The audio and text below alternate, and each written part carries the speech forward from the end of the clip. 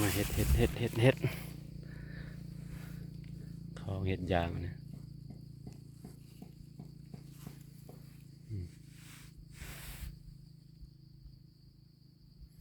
เด็ดออกมาแล้วมันจะเป็นสีขาวๆแบบ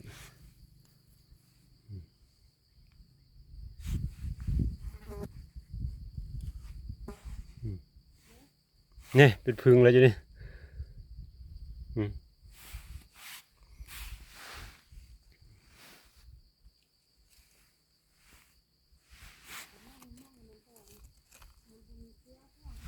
โอ้อย่างน้อยๆอันนี้เป็นหมูว้ายหัก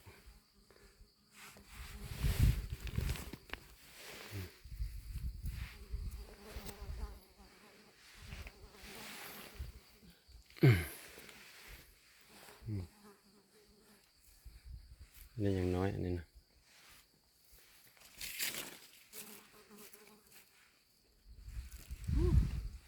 นี่เยอะเลย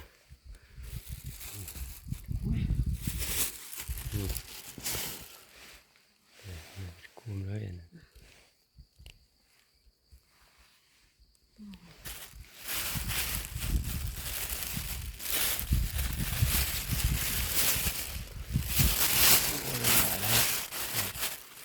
คั่วหม้อแกง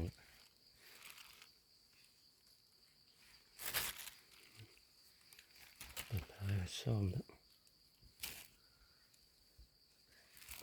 พร้อม